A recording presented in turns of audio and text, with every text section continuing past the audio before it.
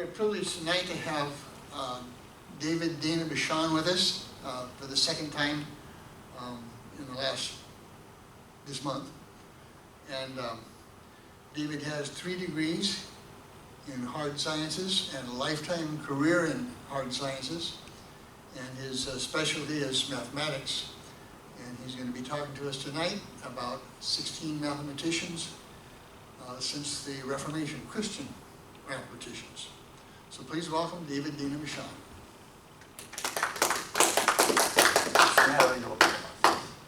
Thank you very much, Jim.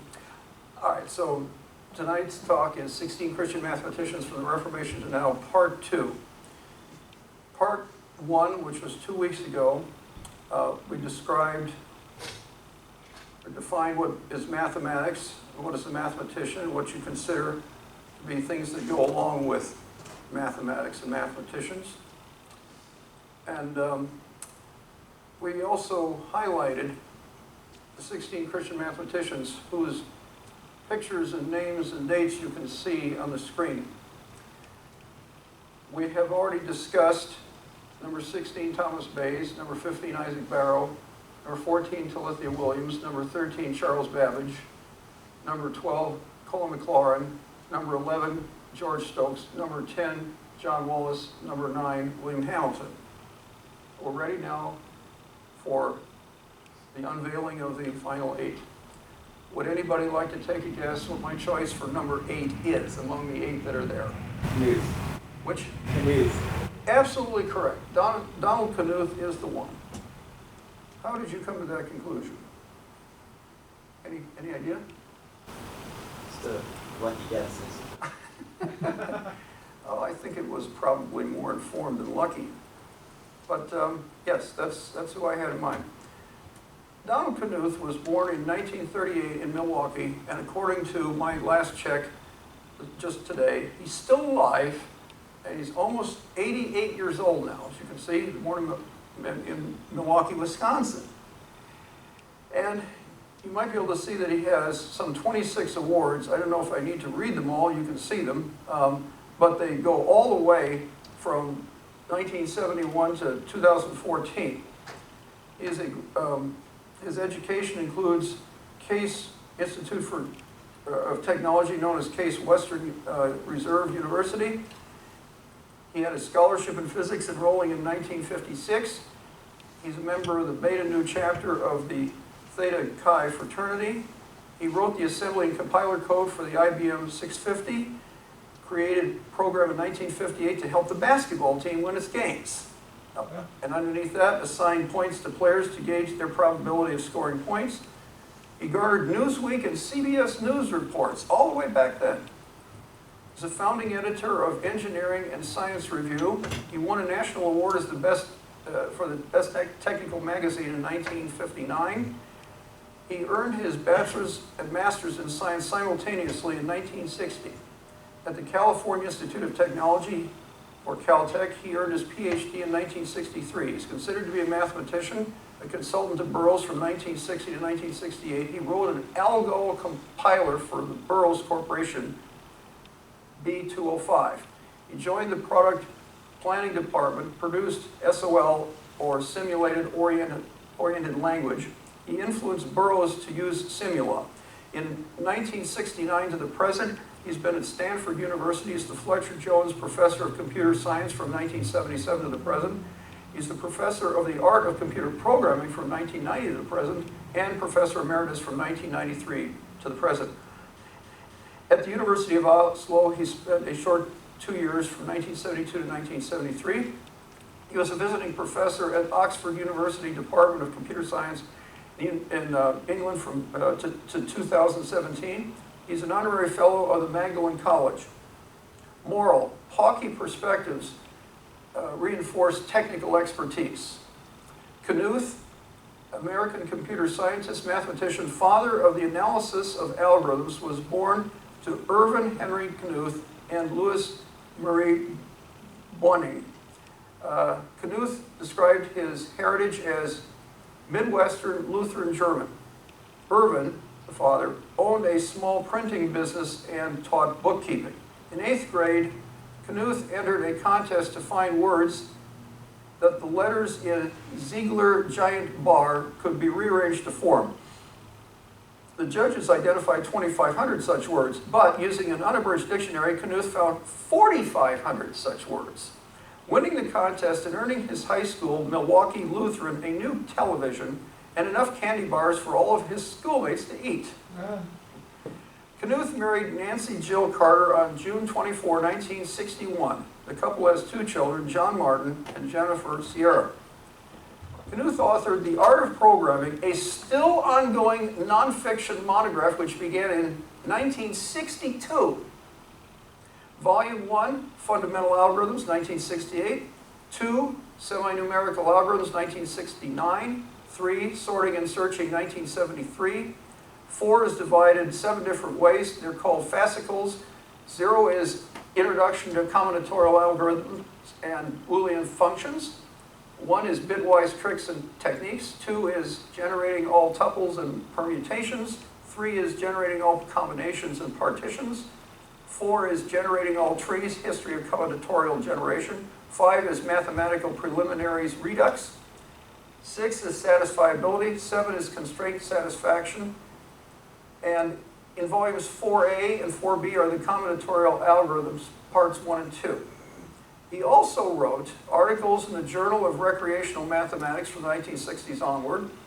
His a major contribution in Joseph Medaki's Mathematics on Vacation in 1966, Surreal Numbers 1974, the TEX with a capital X book 1984, Computers and Typesetting volumes A through E in 1986, Concrete Mathematics with Ronald Graham and Orrin Patashnik, 1988, Literate Programming, 1992, the Stanford Graph Base, a platform for combinatorial computing, 1993, the C-Web System of Structured Documentation in 1994, Selected Papers on Computer Science, 1996, which has underneath it, pardon the long list, but you'll understand, to get a great appreciation, just sit back and listen if your mind's tuning out right now. 0, algorithms, programs, and computer science. 1 is computer science and its relation to mathematics. 2 is mathematics and computer science, coping with finiteness. 3 is algorithms. 4 is algorithms in modern mathematics and computer science. 5 is algorithmic themes. 6 through 9 are theory and practice, volumes 1 through 4. 10, are toy problems useful? 11, ancient Babylonian algorithms. 12, von Neumann's first computer program. 13, the IBM 650 and appreciation from the field. 14, artistic programming. 15, speech in St. Petersburg. 16, George Forsyth and the development of computer science.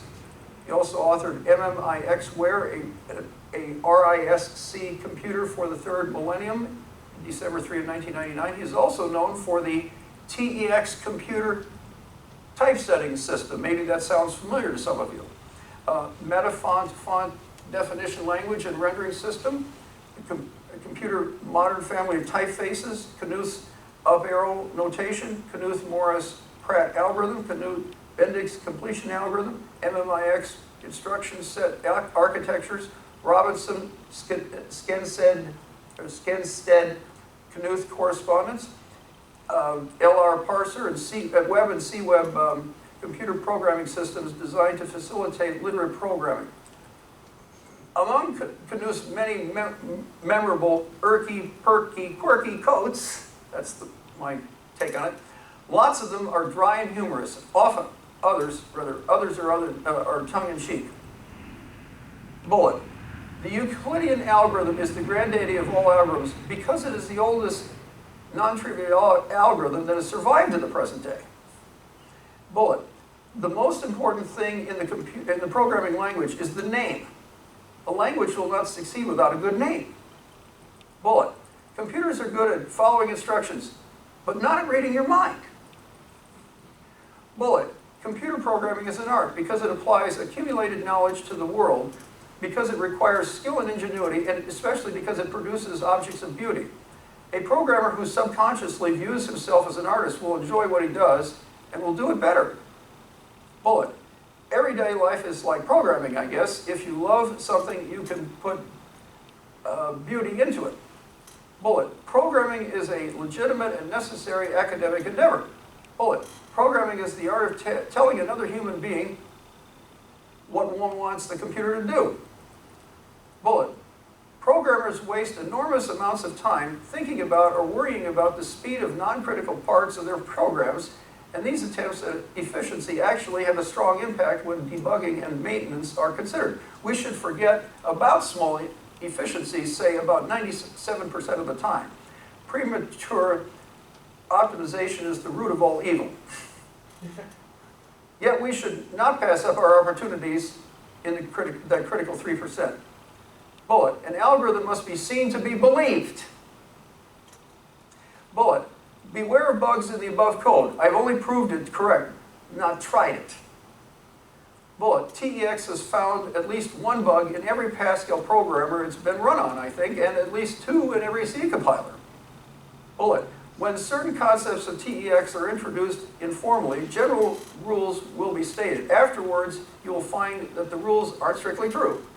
In general, the later chapters contain more reliable information than the earlier ones do. The author feels that this technique of deliberate lying will actually make it easier for you to learn the rules. Once you understand a simple but false rule, it will not be hard to supplement that rule with its exceptions. Bullet. Science is what we understand well enough to explain to a computer. Art is everything else we do. Bullet. People think that computer science is the art of geniuses, but the actual reality is the opposite. Just many people doing things that build on each other like a wall of many stones. Bullet. We should continually be striving to transition every art into a science. In the process, we advance the art. Bullet. I've never been a good estimator of how long things are going to take. Bullet. I'm obsessively detail-oriented. Bullet. My general working style is to write everything first with pencil and paper, sitting beside a big wastebasket. Then I use Emacs to enter the text into my machine. Bullet. A list is only as strong as its weakest link. Bullet. The whole thing that makes a mathematician's life worthwhile is that he gets the grudging admirations of 3 or 4 colleagues. Bullet. How can you own numbers? Numbers belong to the world. Bullet. A mathematical formula should never be, quote unquote, owned by anybody. Mathematics belongs to God. Bullet. It would be nice if we could design a virtual reality in hyperbolic space and meet each other there. I like this one. Bullet. I can't go to a restaurant and order food because I keep looking at the fonts on the menu. Bullet. I came to philosophy finally phrased as, you'll remember something like this from the 70s, 0.8 is enough. Bullet. I am assuming that God exists, and I am glad that there is no way to prove this, because I would run through the proof once, and then I'd forget about it, and I would never speculate about spiritual things and mysteries otherwise. And I think my life would be very incomplete. Knuth strongly opposes the granting of software patents, expressing his opinion to the United States Patent and Trademark Office and European Patent Organization. Knuth does not use email. The Donald E. Knuth Prize is a prize for outstanding contributions to the foundations of computer science. Knuth has appeared in so many places for so many years that he can be expected to turn up almost anywhere and everywhere. A Christian perspective. Knuth is an organist and a composer, and he and his father served as organists for Lutheran congregations. Knuth completed Fantasia Apocalyptica, a translation of the Greek text of the Revelation of St. John the Divine into music in 2016 and premiered it in Sweden on January 10, 2018. Knuth also wrote 3:16 Bible Text Illuminated 1991, a biblical examination by systematic sampling chapter 3 verse 16 of each book that has a chapter 3 verse 16, and things a computer scientist rarely talks about when he published the lectures God and Computer Science. Question. Donald Knuth has at least 26 major awards. How many, if any, awards do you have? And to whom, if anyone, have you dedicated them?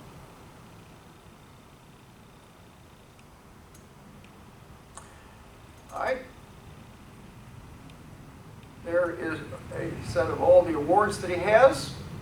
If you care to look at it later, that's also a brief synopsis of him that I have mentioned. Do we have any questions about Donald Knuth? Well, it sounded interesting. He put to music or something the book of John, I believe? Yeah, Revelation. Revelation. Yeah. And, yeah. All right. Imagine he used mathematics or something to do that. Or, Well, we'd have to look further, wouldn't we? yeah. Yeah. All right, and so therefore we have now Donald Knuth with the number 8 on his face. Now, what does it mean when he said, I'm assuming God exists? He just said that. I don't have any comment, really. Oh, I think we can take it at face value, otherwise he wouldn't be composing yeah. the way he has. Any other questions? No. All right. Then, would somebody like to take a guess as to whom I have designated to be number 7?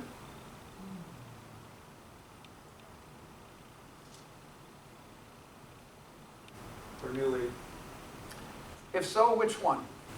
Well, tell me yes or no, and then I'll pick. We're going to do that, huh? Do we have any other guesses besides Bernoulli, I guess is what I'm asking. George. George who? George Cantor. George Cantor. That's actually Georg. Notice there's no E at the end. Yeah. Georg, yes. Kind of like in Spanish, it would come out differently again, wouldn't it? Jorge. No, he's a little later. I'll confirm the fact that it is a Bernoulli. Which one would you like? Okay. I'll take Gottfried.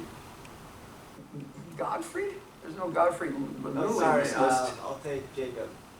No, it's the other I'll one. take Johann. It's the other one, okay. It's Johann. Johann Bernoulli earns number 7. All right. There we go. Johann Bernoulli, born 1667 and died 1748 in the same place, Basel, Switzerland. His education, University of Groningen and University of Basel, where he got an MD in 1694. Moral.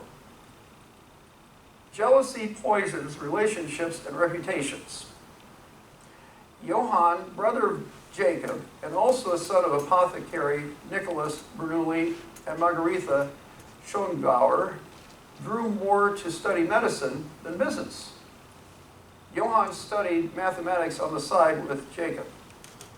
Euler described Johann in his autobiography, quote, Johann made it a special pleasure for himself to help me along in the mathematical sciences, because he came after me. Private lessons, however, he refused because of his busy schedule. However, he gave me a far more salutary advice, which consisted in myself getting a hold of some of the more difficult mathematical books and working through them with great diligence. And should I encounter some objections or difficulties, he offered me free access to him every Saturday afternoon, and he was gracious enough to comment on the collected difficulties, which was done with such a desired advantage that when he resolved one of my objections, 10 others at once disappeared, which certainly is the best method of making happy progress in the mathematical sciences, unquote. Johann, along with his older brother Jacob, disclosed to the world the utility of the infinitesimal calculus by bringing it to bear upon a variety of problems in the sciences and applied mathematics. Johann's ability to integrate functions by antidifferentiating them enabled him to be the first to solve certain differential equations in some infinite series, that's SUM. Johann completed his thesis in medicine on the mechanics of effervescence and fermentation and on the mechanics of the movement of the muscles, reviewed by Leibniz in 1690 and published it in 1694.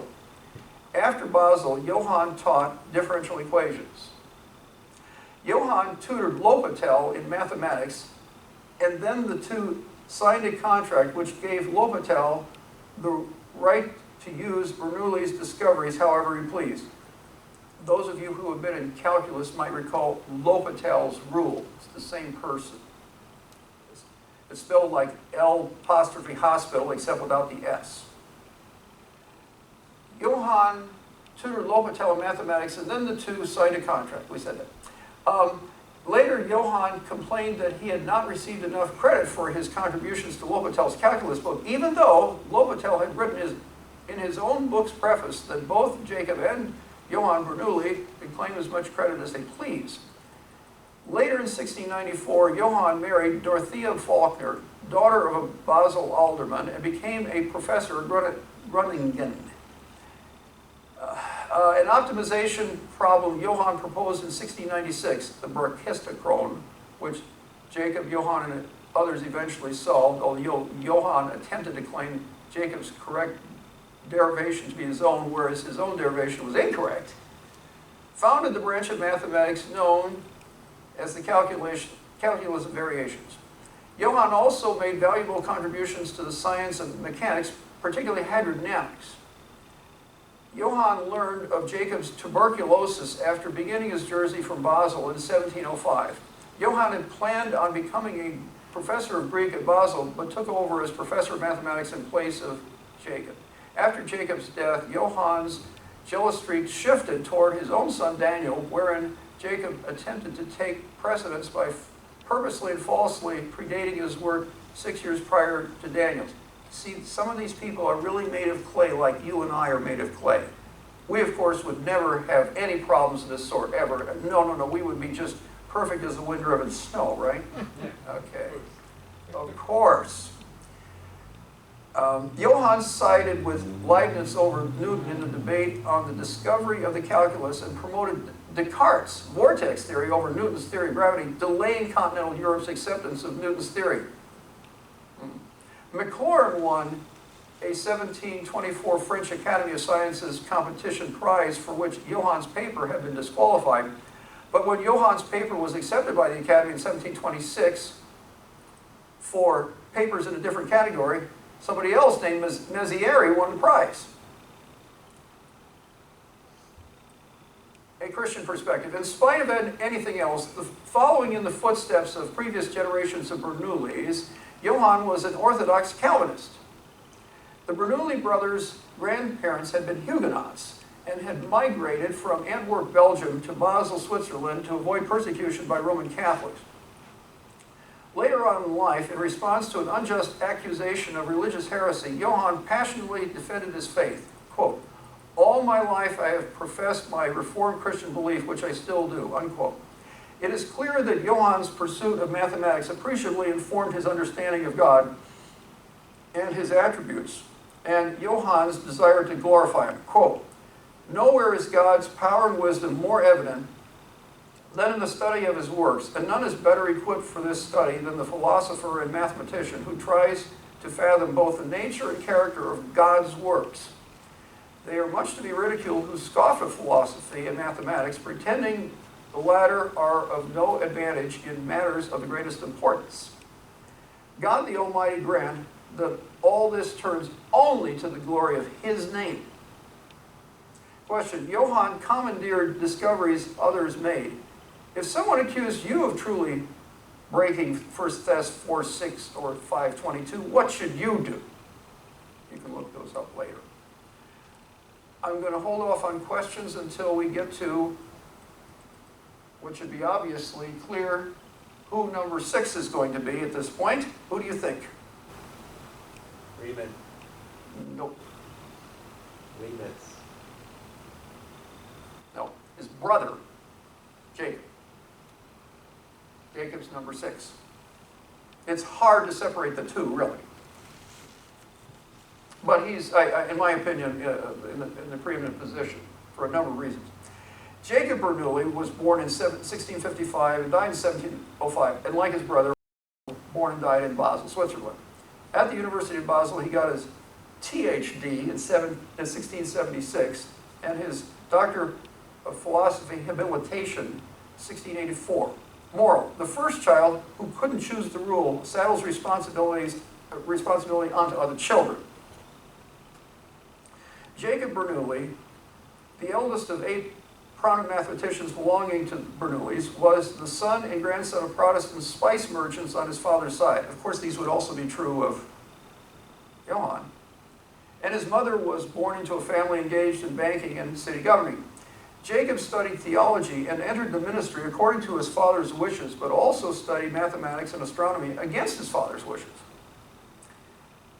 Jacob traveled throughout Europe from 1676 to 1682, learning about the latest discoveries in mathematics and sciences from Hutton, Boyle, Hooke. Jacob's theory of comets was incorrect. Jacob taught mechanics at Basel from 1683, married Judith Stupanis in 1684, and had 2 children. Jacob studied Huygens of the calculation of chances in the game of dice, and Descartes' geometry, and Van Schooten's supplements of it. He also studied 2 other people we've seen before, Wallace and Barrow. You recall which number Wallace was, or Barrow, by any chance? Oh, we just had the slide up there too, didn't we? Barrow was number 15 and Wallace was number 10.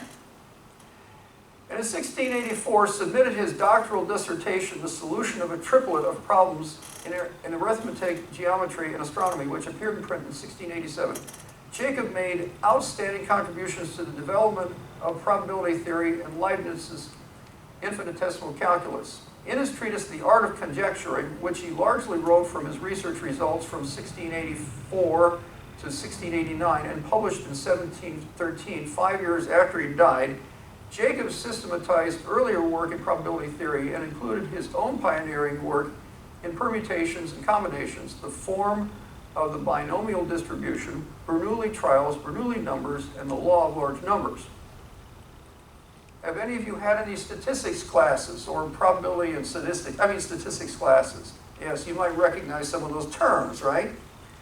In collaboration with his younger brother Johann, whom he had tutored in mathematics, Jacob demonstrated the usefulness of calculus by applying it to a number of areas of mathematics, including, you can see some of them surrounding him in the figure, transcendental curves and isoperimetric inequalities. He also made important contributions to the subjects of geometry, mechanics, algebra, differential equations, infinite series, the calculation of variations, and catenary curves. There's a prop like that. Jacob published on probability and the parallels of logic and algebra in 1685, and geometry in 1687, the last on how to divide a triangle into 4 equal parts with 2 perpendicular lines. By 1689, Jacob published his important work on infinite series, part of his 5 treatises between 1682 and 1704. Jacob believed that his proof that the harmonic series diverges was original. Who remembers what the harmonic series is? Anybody know what that is? Yes. What is it? Isn't that the, Speak up. isn't that the ratio that music is basically, when you start at a number and then it goes infinitely forward? There is a sense of harmonics there, but that's not the harmonic series. Anybody else want to try? No? Okay. The harmonic series is 1 plus a half plus a third plus a fourth plus a fifth plus a sixth and so forth. That's okay. While each one of the individual terms decreases, the sum still diverges.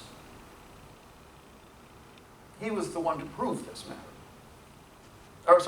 Rather I should say, he proved it. He believed that it was original, but we're going to find out. It says, but Mengoli, 40 years before Oresme, much earlier in the 14th century, had shown the result. So he wasn't original, though he showed the result. Mengoli posed the Basel problem in 1650. The Basel problem is what happens when you sum 1 plus, it's when you sum the inverse squares of numbers, what you get. 1 plus a half squared plus a third squared plus a fourth squared and so forth like that. What do you get? There is a finite number for it, but it wasn't shown completely until Euler showed it to be pi squared over 6. We're going to, of course, visit him later. Jacob merely got it to be the sum is under 2. Jacob showed that determining the isochrone is equivalent to solving a first-order nonlinear differential equation, which he did by separation of variables. Has anybody had any differential equations by any chance? I did. Anybody else? Yes, okay, so that sounds familiar too. Separation of variables, it's like in the first few pages before you get to the stuff where you can't do it by separation of variables, too easily at least.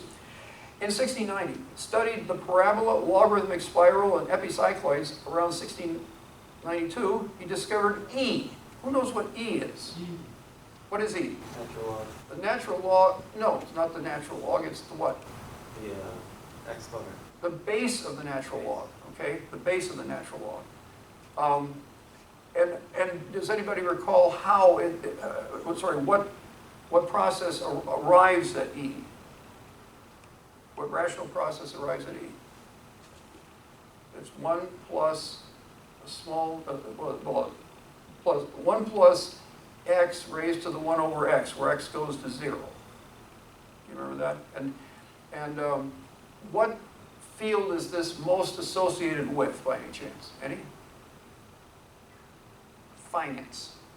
It's called continuous compounding, meaning you cannot compound and get a greater result than that if you compound continuously. That's the best you can hope for. And that's how it was discovered, by the way.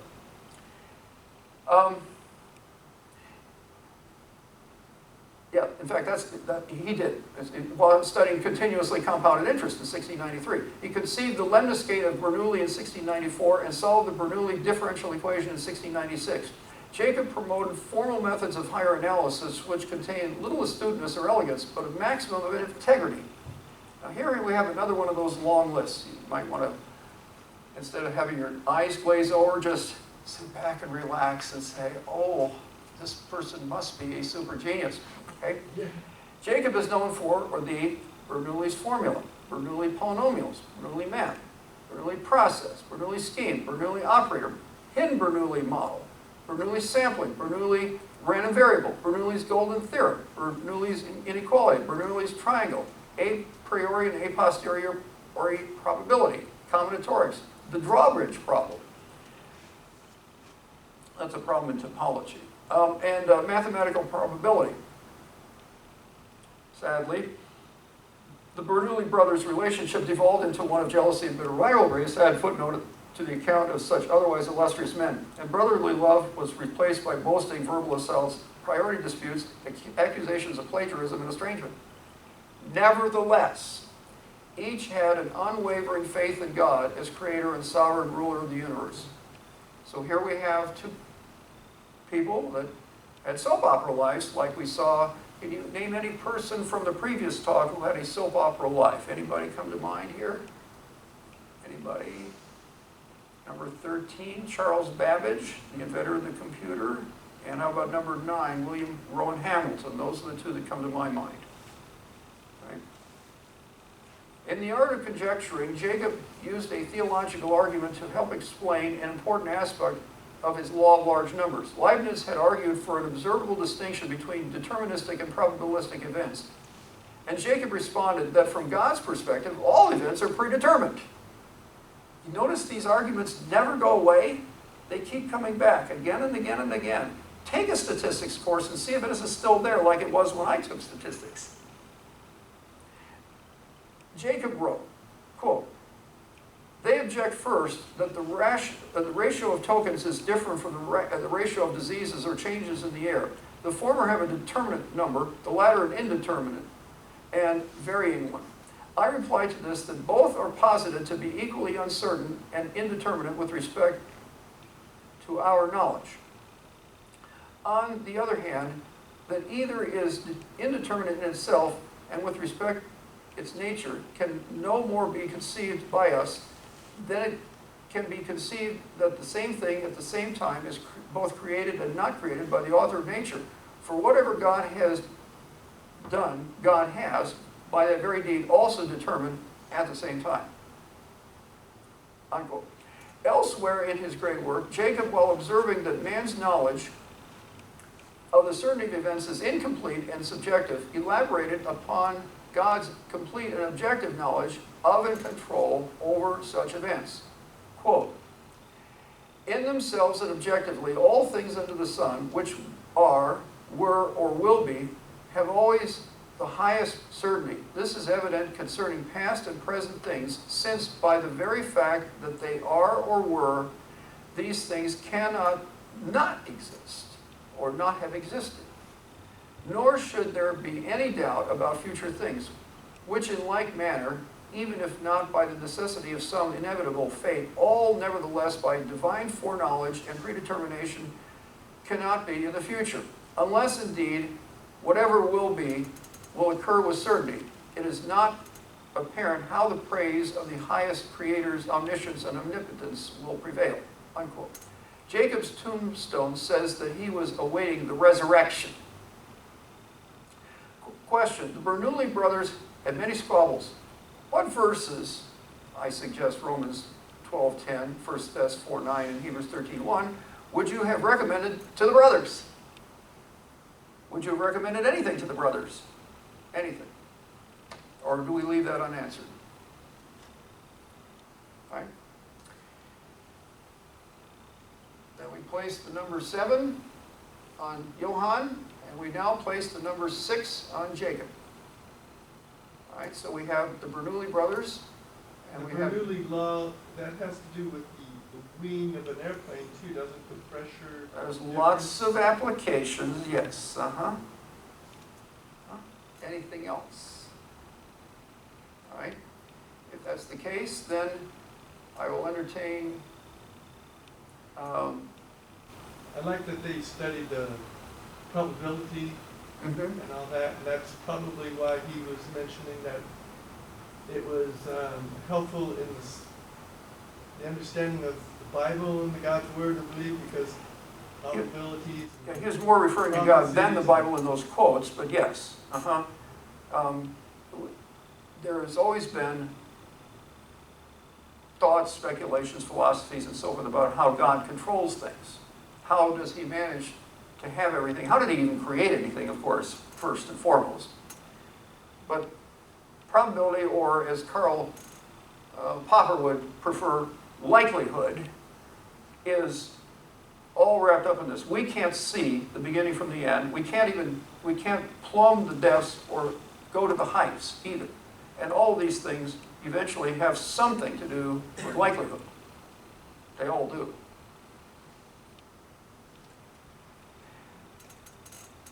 Okay, any other thoughts on either of the Bernoullis?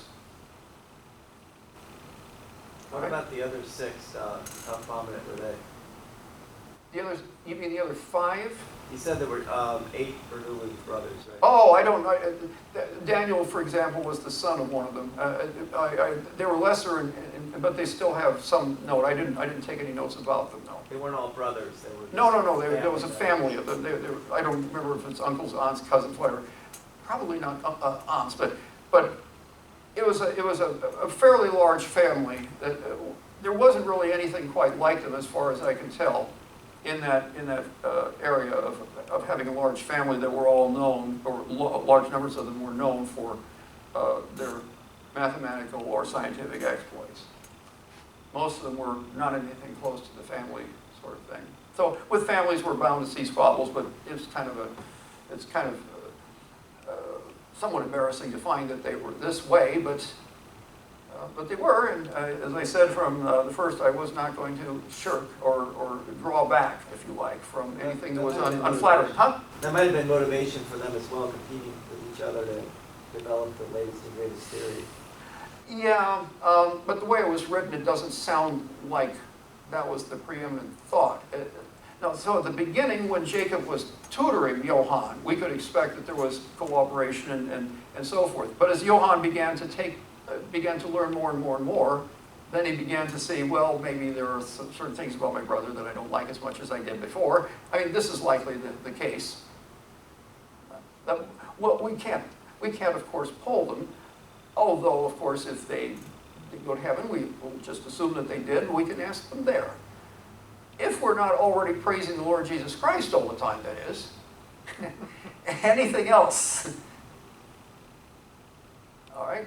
So then, I think it's then time to entertain any thoughts about who number 5 in my estimation is?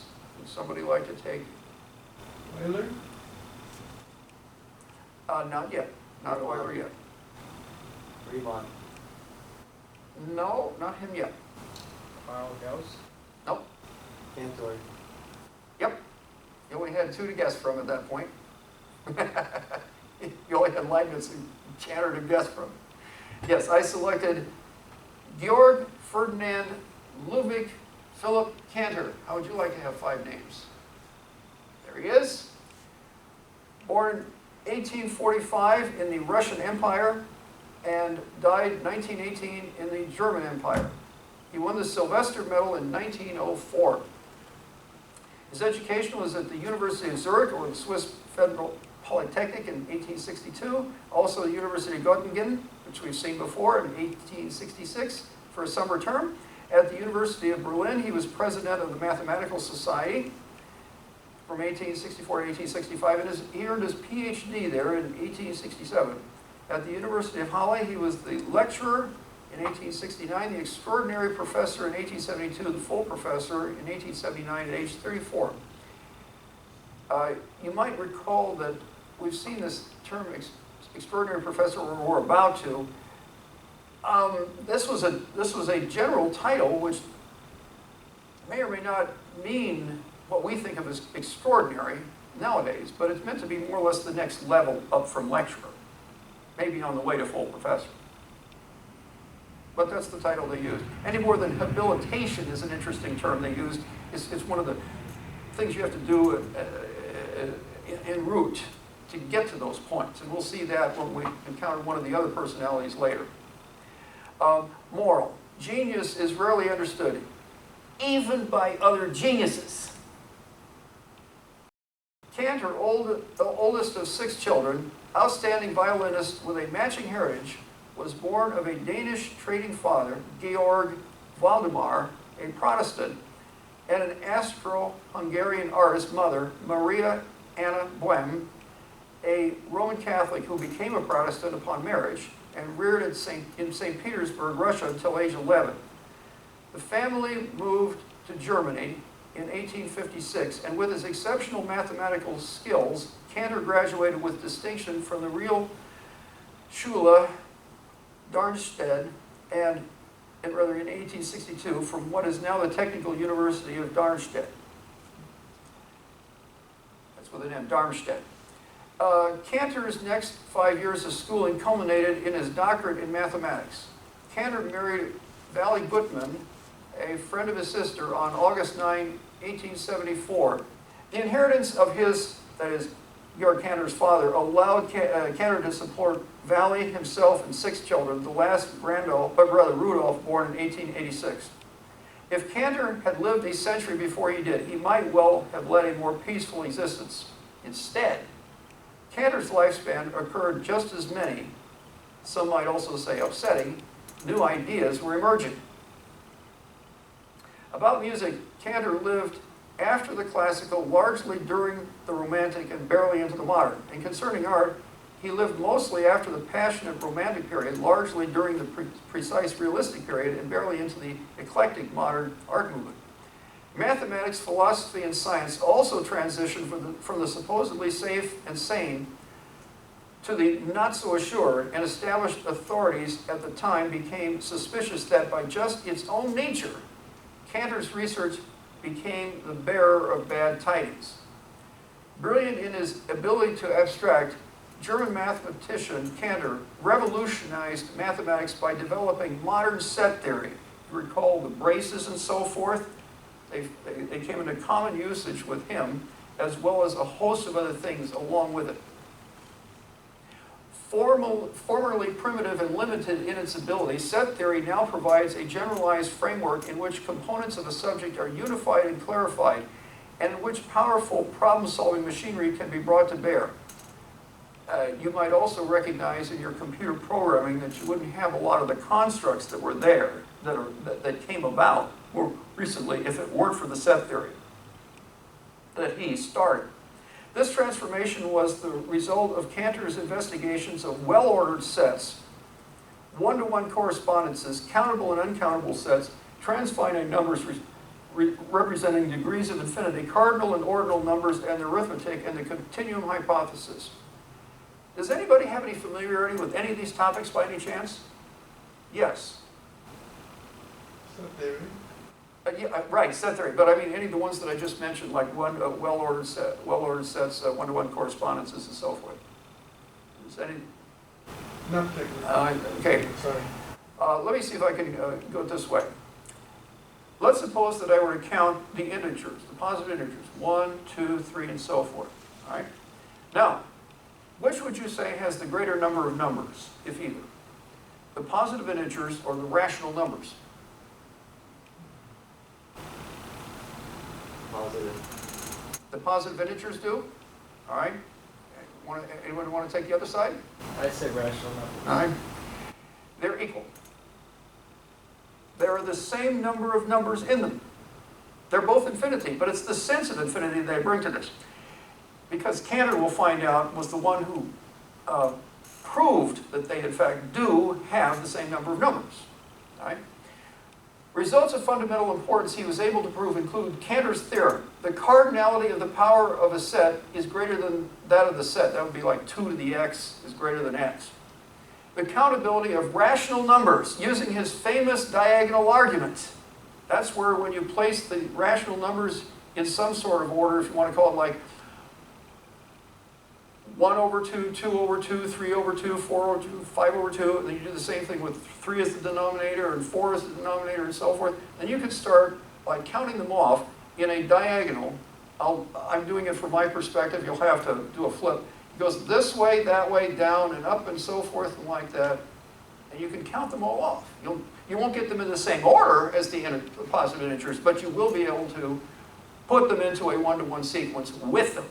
And this proves they have the same degree of cardinality, thus they have the same number of numbers. It's like asking if you have the same number of numbers between the integers and the even integers, or the odd integers. They all have the same number of numbers, because they can all be counted off against the positive integers. And the algebraic numbers, the uncountability of the real numbers and the transcendental numbers. Let me get to that. Now, some of you have taken some calculus. How many of you have? All right, a lot of you have. Do you recall anything about what happens when you have the integral of the rational numbers from 0 to 1? What would the answer be? Any idea? Huh? What is the integral of the rational numbers from 0 to 1? Infinity? It's going to have to be a number between 0 and 1 because it's a flat line here. I should have been more specific. Suppose the function is f of x equals x, it equal 1 when x is a rational number, and it's 0 if x is an irrational number. That's more precise. Now, that function, if I take its integral from 0 to 1, what will I get for an answer? Any ideas? 0. Because they're countable. If I were to, in other words, take the column from each one of them, and shrink that, that's got an integral of 0, that one does too, and that one does. And so, since you can count off a bunch of zeros in order, therefore, since the integral is countable, therefore the sum must be 0. An infinite number of zeros is, well, an infinite number of a countable infinite number of zeros is 0. Well then, what if I flip the function? F of x equals 1 when x is an irrational number, and 0 if it's a rational number. What then will I get? 1. 1. It has to be because it's the complement of it. And so this proves, therefore, that the irrational numbers have a bigger cardinality than the rational numbers do. And this is all due to Cantor. Also, the existence of Cantor's set, which is uncountable but has measure 0 and nowhere dense. Does anybody know what Cantor's set is? Have you ever heard of the Cantor ternary set by any chance?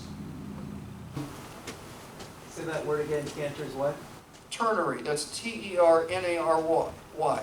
In other words, in thirds. Have you ever heard of Cantor's ternary set? All right. Imagine you have the interval from 0 to 1. And you cut out the middle, the open middle third of it. In other words, the open set from 1/3 to 2/3. All right? Then you have 2 remaining segments. And suppose you count the middle third of each of them. Now you have 4, and then you count, and then you take the middle third of each of them, and so forth and so on.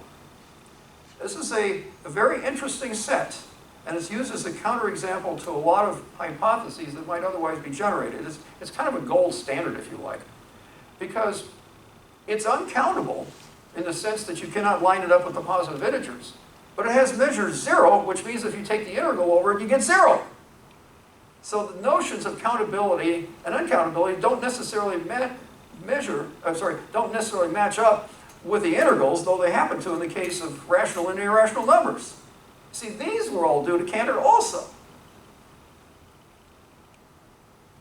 And how he was able to come up with that when nobody else was even in the field for all intents and purposes, that's the amazing thing. Cantor established the importance of one-to-one correspondence between the members of 2 sets, which I've sometimes mentioned here, defined infinite and well-ordered sets, and proved that the real numbers are more numerous than the natural numbers. The natural numbers are actually 0, 1, 2, 3, 4, 5, so on. Cantor's method of proof of this theorem implies the existence of an infinity of infinities. Cantor defined the cardinal and ordinal numbers and their arithmetic. Cantor's work was and still is of great philosophical interest. Originally, Cantor's theory of transfinite numbers, that's the study of these things, was regarded as counterintuitive, even shocking, causing resistance, especially from Kronecker, later famous for his delta, the Kronecker delta. You might recall that in the diagonals of a matrix. Who opposed Cantor and described him as a scientific charlatan, a renegade, a corrupter of youth, and from Poincaré, and later from Weil, and Brouwer, Wittgenstein raised philosophical objections, and even after Cantor's death said that mathematics was riddled through and through with the pernicious idioms of set theory, and dismissed them as utter nonsense that is laughable and wrong. Talk about visceral. Cantor's opponents said that his work challenged the uniqueness of the absolute infinity in the nature of God, equating the theory of transfinite numbers with pantheism, a proposition Cantor vigorously rejected. Cantor's desire for a chair at a more prestigious university, in particular at Berlin, met Kronecker's resistance time and again. Even after Cantor's colleague Heine died in 1881, and Halley accepted Cantor's suggestion that Heine's vacant chair be offered to Dedekind, Weber, and Mertens in that order, each of them declined, and the mathematical correspondence between Cantor and Dedekind ended in 1882. Langeren, who was never close to Cantor, eventually received an appointment in the chair. 3 years later, after Cantor had started publishing in Mittag Leffler's journal Acta Mathematica, the latter asked Cantor to withdraw a paper saying it was, quote, about 100 years too soon, unquote. In writing to a third party, Cantor responded to the effect that 100 years later would still be too soon for Mittag Leffler, and that Cantor never wanted to know anything more about Acta. Cantor's 1884 and following bouts of depression, which his contemporaries' attitudes may have caused, as in the foregoing, and or he might have had a bipolar disorder causing them, lasted the rest of his life. Cantor shifted his lecturing from mathematics to philosophy and began looking for evidence that Bacon wrote the plays attributed to Shakespeare, but also produced his diagonal argument and theorem, which we saw earlier. Sanitarium commitments and his youngest son's 1899 death drained Cantor of much of his mathematical passion. However, Cantor was instrumental in Bullet founding the German Mathematical Society, chairing its first meeting in Halle in 1891, first introducing his diagonal argument, Bullet establishing the first International Congress of Mathematicians, Zurich, 1897. Cantor suffered from poverty and malnourishment during World War I and died of a heart attack in yet another sanitarium. Hilbert famously remarked in 1926, quote, no one shall expel us from the paradise that Cantor has created, unquote. Right before Gödel, Church, Tarski, and Rosser upended Hilbert's research. A Christian perspective. As an Orthodox Lutheran, Cantor viewed God as an all-wise, all-powerful, infinite, and perfect in all his ways. Cantor believed God had blessed him with profound insights concerning infinity and had commissioned him as a prophet to proclaim this message to others. Asserting the existence of the actual infinite brought him fierce opposition from both mathematicians and theologians, the latter group decrying his apparent violation of God's position as the unique and supreme infinity of the universe. Cantor pointed out that God's status as the absolute infinity enhanced rather than diminished his infinitude and the extent of his nature and dominion, and showed more effectively his perfections. The following quotes express Cantor's fervent hope that his work would glorify God and edify his church. Quote, "It would please me best if my work would be of benefit to the Christian philosophers dearest to my heart, to the Philosophia Perennis," which is the last philosophy.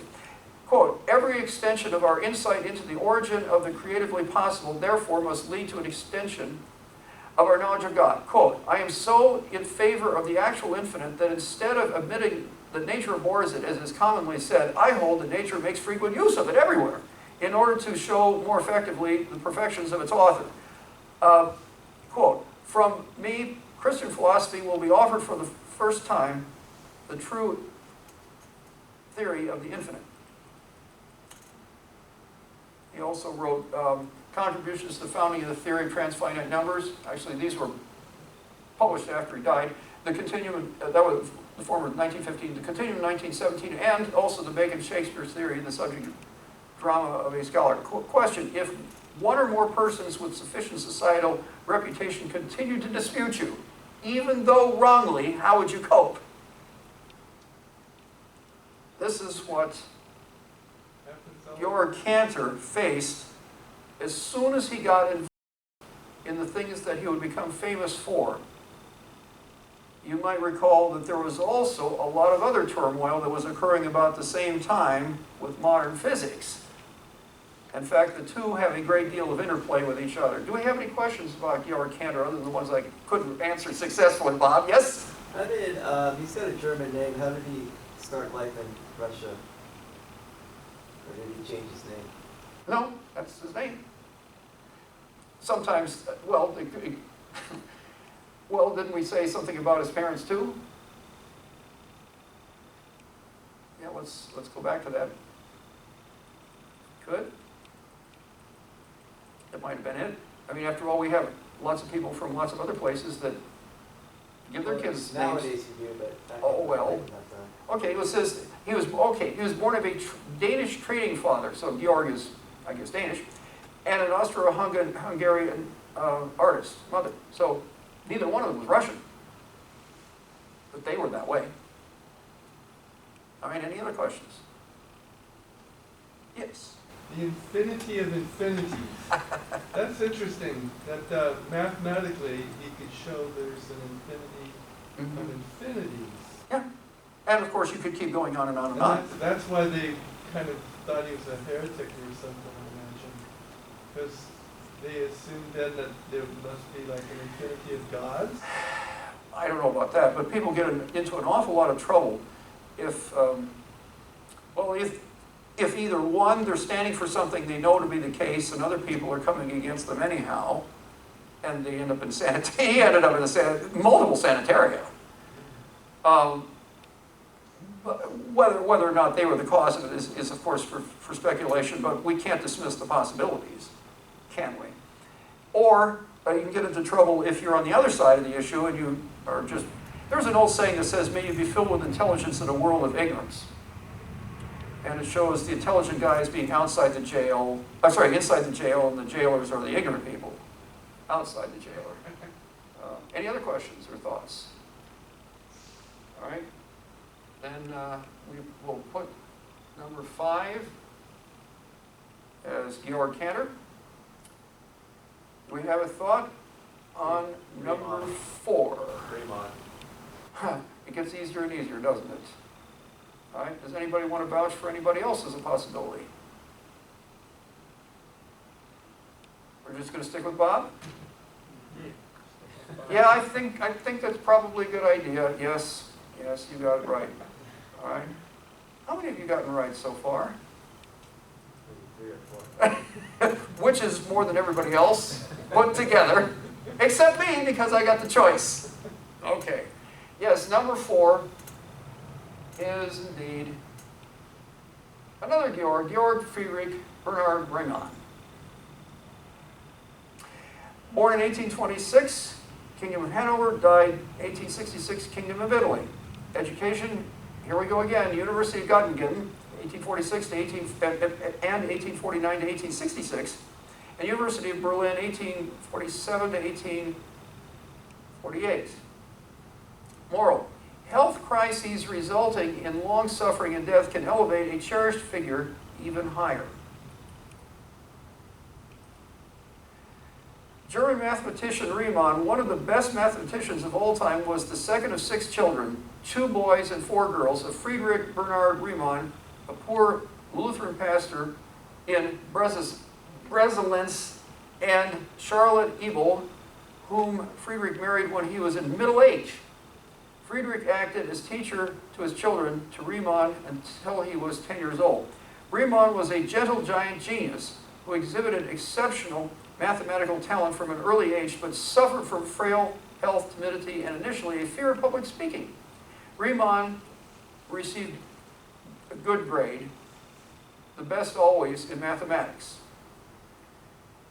A local school teacher named Schultz assisted with Riemann's education, and in 1840, Riemann entered directly into the 3rd class at the Lyceum in Hanover.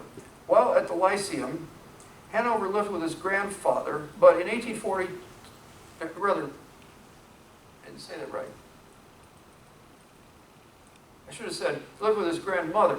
But in 1842, she died, and he moved to the Johanneum Gymnasium in Lüneburg. Gymnasium doesn't mean, by the way, basketball hoops and the like. This was a general name for a school in that area of the world, especially Germany. Lest you get the idea that all they were doing was kicking the ball around or something.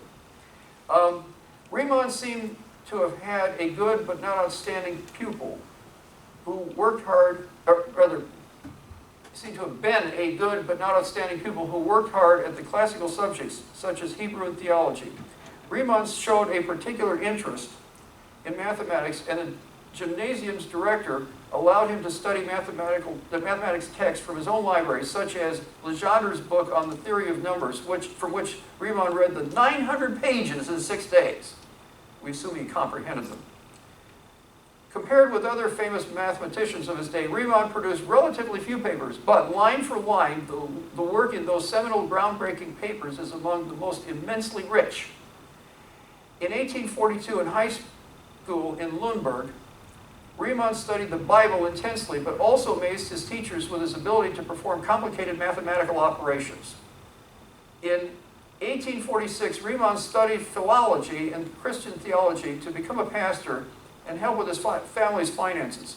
Friedrich, who stood by Riemann, sent him that spring to Göttingen and encouraged Riemann to study theology, so the latter entered that studies faculty. However, Riemann attended some mathematics lectures and asked Friedrich if he could transfer to the faculty of philosophy so that he could study mathematics. Riemann was always very close to his family and would never have changed courses without Friedrich's permission. Riemann took courses in mathematics from Stern and studied the method of least squares under Gauss, whom we'll see later, at Göttingen. Otherwise, Göttingen at the time was a rather poor place for studying mathematics. Gauss was only giving elementary courses, and though he lectured to Riemann, there is no evidence at this time Gauss recognized Riemann's genius. Stern, however, certainly did realize that he had a remarkable student, and later said that Riemann at this time, quote, always sang like a canary, unquote. Riemann transferred to the University of Berlin in the spring of 1847 to study under Steiner, Jacobi, Dirichlet, and Eisenstein. Riemann learned much from Eisenstein and discussed using complex variables in elliptic function theory. The main person to influence Riemann at this time, however, was Dirichlet. From Klein, quote, Riemann was bound to Dirichlet by the strong inner sympathy of a like mode of thought. Dirichlet it's hard to pronounce that name over and over, isn't it? Loved to make things clear to himself in an intuitive substrate, so he would give acute logical analyses of foundational questions and avoid long computations as much as possible. Dirichlet's manner suited Riemann, adopting it and working according to Dirichlet's methods, unquote.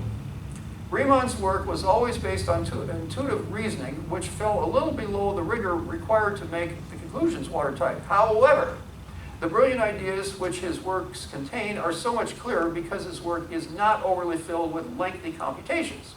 At Berlin, Riemann worked out his general theory of complex variables that formed the basis of some of his most important work. In 1849, Riemann returned to Göttingen and, supervised by Gauss, in 1851 submitted his PhD thesis, Foundations of a General Theory of Functions of a Variable Complex Magnitude, or Foundations for a General Theory of Functions of a Complex Variable, which was examined on December 16. You notice that they had to produce whole books, effectively, with no prior foundation besides their own, just to get 1 degree, or even less sometimes.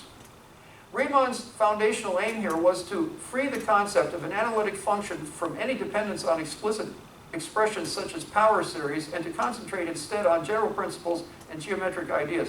This same idea, by the way, would translate over to the matter of logic for its own sake, as opposed to the things that the logic will operate upon, and thus gave rise to Church, Gödel, Tarski, and Rosser later, that we mentioned in connection with an earlier topic. The thesis studied the theory of complex variables, and in particular on what are now called the Cauchy-Riemann equations, and introduced topological methods into complex function theory. You might have seen some of these if you had some undergraduate or graduate work in the field. The work builds on Cauchy's foundations of the theory of complex variables, built up over many years, and also on Husserl's ideas of branch points. Branch points is where, like this, and it goes like up in the air instead of, well, or even in this way. It's part of complex analysis. Riemann created the ingenious device of Riemann surfaces for clarifying the nature of multiple value functions, and was led to the Riemann mapping theorem. I keep thinking about those spirals that go up like this, away from the complex plane, when I hear about topics like this. The thesis is strikingly original, examining geometric properties of analytic functions, conformal mappings, and connectivity of surfaces. The conformal mapping idea is very important in complex analysis. In proving some of the thesis results, Riemann used a variational principle, the Dirichlet principle. Why not? Which learned from Dirichlet's lectures in Berlin. The principle did not originate with Dirichlet, however, as Gauss, Green, and Thomson all made use of it. Does that name Green ring any bells?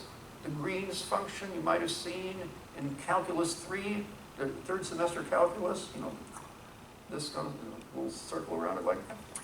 Gauss was rarely enthusiastic about the mathematical achievements of his contemporaries, but in his official report to the faculty, he warmly praised Riemann's work. Quote, "The dissertation submitted by Herr Riemann offers convincing evidence of the author's thorough and penetrating investigations in those parts of the subject treated in this dissertation, of a creative, active, truly mathematical mind, and of a gloriously fertile originality," unquote. Others also strongly influenced Riemann. Weber, that's a name in physics that might sound familiar, had returned to the chair of physics in Göttingen from Leipzig during the time that Riemann was in Berlin, and Riemann was Weber's assistant for 18 months. Also Listing, that's the name of a person, had been appointed as a professor of physics in Göttingen in 1849, and through Weber and Listing, Riemann gained a strong background in theoretical physics, and from Listing, important ideas in topology, which influenced his groundbreaking research. Riemann gave the conditions of a function to have an integral, now called Riemann integrability. Riemann's first lectures were in 1854. On Gauss's recommendation, Riemann was appointed to a post in Göttingen, and Riemann worked for his habilitation. We've heard that term before. The degree which would allow him to become a lecturer. That's what I promised earlier would be the explanation for what that was. To complete his habilitation, Riemann had to give a lecture. Riemann prepared 3 lectures. See all this work they had to do just to get a very tiny thing done? 2 on electricity and 1 on geometry. On the geometry, on the hypotheses which lie at the bases or foundations of geometry. Gauss had to choose one of the 3 for Riemann to deliver, and against Riemann's expectations, Gauss chose the lecture on geometry. Riemann delivered the lecture, which has 2 parts, again on June 10, 1854. In the first part, Riemann developed his theory of higher dimensions, an n-dimensional space, a Riemannian space. You know, like that R to the N? You ever see that? There it is. Friedenthal wrote, quote, "It possesses shortest lines now called geodesics, which resemble ordinary straight lines. In fact, at first approximation in a geodesic coordinate system, such a metric is flat Euclidean in the same way that a curved surface up to higher order terms looks like its tangent plane. Beings living on the surface may discover the curvature of their world and compute it at any point as a consequence of observed derivations from Pythagoras' theorem." Yeah, sort of. Okay, unquote. Defining the curvature tensor is the main point of the first part of Riemann's lecture. The second part posed deep questions about relating geometry to the world in which we live. Riemann asked what the dimension of real space is and what geometry describes real space. Concepts Riemann introduced include the metric tensor, curved spaces of arbitrary dimensions, and geodesics. The lecture was too far ahead of its time for most scientists to appreciate. Now, mind you, this is just to get a lecturership. He had to do all this, and he still wasn't done. Euclid geometry concerns flat, 2-dimensional spaces with 5 postulates. 1, a straight line segment may be drawn from any given point to any other. 2, a straight line may be extended to any finite length. 3, a circle may be described with any given point as its center and any distance as its radius. 4, all right angles are congruent. 5, through any given point not on a line, there passes exactly one line parallel to that line in the same plane. What's that called, by the way? Anybody know? Let me read it again. Through any given point not on a line, there passes exactly one line parallel to that line in the same plane. What's that called? Anybody? No. Postulate of parallelograms. No, but you're close. The parallel postulate. Very close. Okay, that's the one that becomes the point of descent. What is going on here? Oh, I'm sorry. I was going to guess it too. Oh, you were. Well, too bad. All right. Well, you were eventually going to. No, I was going to think. I just hit the wrong buttons here. Sorry about that. It's the parallel postulate. This is what happens when you get excited, I guess. In Euclidean geometry, 2 parallel lines are taken to be just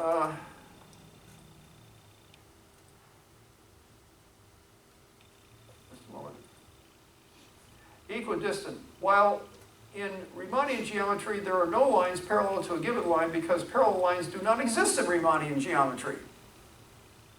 Now, think about a sphere, and you have, say, longitudes. All right, these are the lines. You see how they intersect at the poles? And it doesn't matter whether that's the pole or you designate something else to be the pole, it'll be the same problem all over again.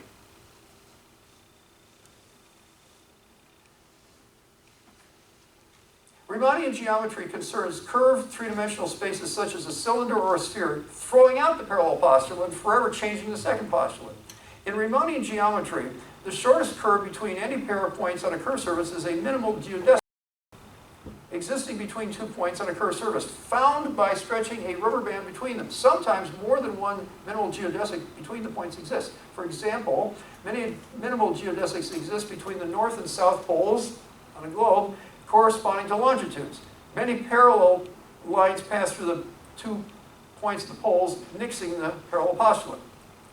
Somebody wrote, quote, among Riemann's audience, only Gauss was able to appreciate the depth of Riemann's thoughts. The lecture exceeded all his expectations and greatly surprised him. Returning to the faculty meeting, Gauss spoke with the greatest praise and rare enthusiasm to Weber about the depth of the thoughts that Riemann had presented. Unquote. No one fully understood the results until 60 years later. Freudenthal wrote, quote, "The general theory of relativity splendidly justified his work. In the mathematical apparatus developed from Riemann's address, Einstein found the frame to fit his physical ideas, his cosmology and cosmogony, and the spirit of Riemann's address was just what physics needed, the metric structure determined by Day." Now, of course, we may or may not agree with what Einstein did, but the point is the framework was there, and it was his genius that put it there. Now, becoming a private docent, i.e. unpaid lecturer, required submitting a probationary essay. Riemann took 30 months, culminating with his on the representation or representability of a function by or as a trigonometric series in 1854, which examined the problem. Quote, "While preceding papers have shown that if a function possesses such and such a property, then it can be represented by a Fourier series. We pose the reverse question: if a function can be represented by a trigonometric series, what can one say about its behavior?" Riemann's brilliant work now entitled him to begin lecturing. However, quote, "Not long before, in September, Riemann read a report on the laws of the distribution of static electricity in a session of the Göttingen Society of Scientific Researchers and Physicians. In a letter to Friedrich, Riemann recalled, among other things, the fact that I spoke at a scientific meeting was useful for my lectures, unquote. In October, Riemann set to work on his partial differential equations lectures. Riemann's letters to Friedrich were full of recollections about the difficulties encountered. Although only 8 students attended the lectures, Riemann was completely happy. Gradually, Riemann overcame his natural shyness and established a rapport with his audience. I'm going to skip a bunch of this because while it is interesting, we are running short of time. But there's much more to say about Riemann if I were given the time. Boy, isn't there ever. All right, in 1859, directly died, and Riemann succeeded to the mathematics chair at Göttingen on 30th of July. A few days later, Berlin's Academy of Sciences elected him. Continuing, Riemann studied the convergence of the series representation of the zeta function and found a functional equation for the zeta function. Hadamard and Poussin later proved many of Riemann's results. Euler examined the zeta function, but Riemann considered the zeta function as a complex function rather than a real one. Except for a few trivial exceptions, the roots of zeta all lie between 0 and 1. Riemann stated that the zeta function had infinitely many non-trivial roots, hypothesizing they all have the real part 1/2. That hypothesis is likely the most difficult mathematics problem ever posed. One of my professors, who's now 93, has been continually trying to pepper the scientific community with his purported proofs of the Riemann hypothesis. I don't know if he'll make it by the time he's not alive anymore. I've also looked for his name to see whether or not it's shown up. He's still alive as of today. Probably not too great a shape, by the way. What's his name? I won't say it over the air here. You'll have to look for it yourself. Riemann never had good health all his life. Riemann's serious health problems probably go back much further than this cold he got, the one that they're describing. His health soon deteriorated. Once again, he returned to Italy. And there was also a war going on at the time. It didn't help matters any.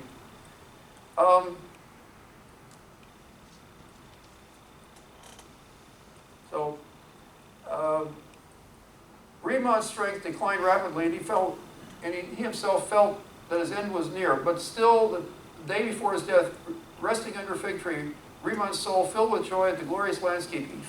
He worked on his final work, which unfortunately was left unfinished. Meanwhile, in Göttingen, Riemann's housekeeper discarded some of the papers in his office, including much unpublished work, which he refused to publish because it was incomplete. How much more his housekeeper could have kept, or Riemann could have completed if not for his death, who can say? But some deep insights might have been lost. He might have been in the top 3. In some people's estimation, he probably was. I got the hint. All right. I won't go through the list of his works, but I will say something about a Christian perspective. It says, a son of a Lutheran minister, Riemann adopted his father's faith in God at an early age and has shaped the rest of his life. The following statements from Dedekind in his brief biography of Riemann provide a glimpse of the latter's faith and character. Riemann was sustained by a deep religious faith, not faith of the proud or proselytizing kind, but one which saw the main duty of the devout life as, look at the bottom sentence, daily self-checking before the face of God. Doesn't that sound like an admirable goal? I Can could you repeat continue. that again? Look at the bottom sentence. Oh, Daily self-checking before the face of God. Riemann himself said, the chief aim of all investigations of the external world should be to discover the rational order and harmony which has been imposed upon it by God, revealed to us in the language of mathematics. At his death, Riemann and his wife Elise were reciting the Lord's Prayer. Riemann died before he could finish. Question, would you recall somebody with a capital S named Riemann's Lord and Savior who endured much more, even the worst sort of death possible? I don't find anything amiss in Riemann's character through all the things that I read about him. Now, God probably found them all, but I didn't find any as a result.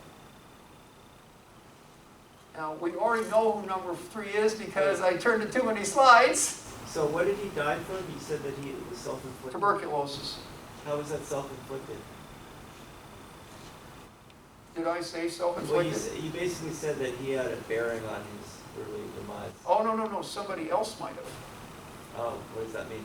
Somebody else might have been the cause of it. We're going to find that out later. Who might that have been? Oh. But not he himself. No. So number 4 belongs to Riemann. We already now know who number 3 is because I accidentally, we got a P.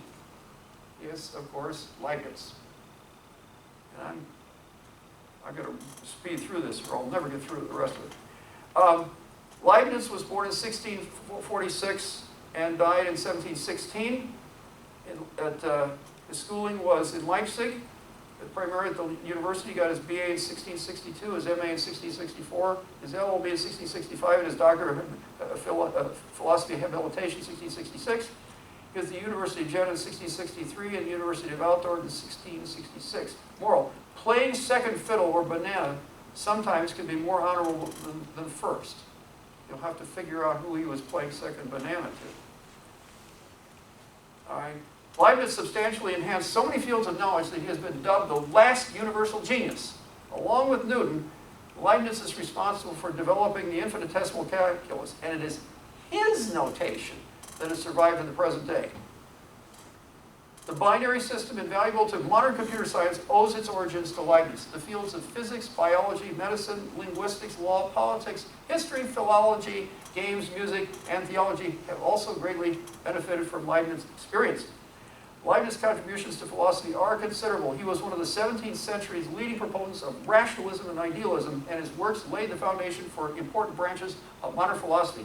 Optimism, the view that God created the best of all possible universes, and monadology, the belief that elementary and indivisible entities comprise the spiritual realms, are attributed to Leibniz. We'll find out somebody disagreed with this, though.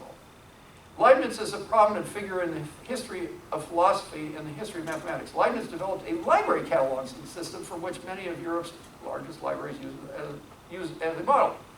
Writing primarily in Latin, French, German, Leibniz's works include many subjects scattered in various journals, tens of thousands of letters, and unpublished manuscripts. Leibniz's influence extends to the pluralistic and indirect idealism, foundationalism, conceptualism, relationalism, schools of philosophy. Leibniz anticipated modern logic and still influences contemporary analytic philosophy. Leibniz's students included Jacob Bernoulli and Christian Wolff, both epistolary correspondents.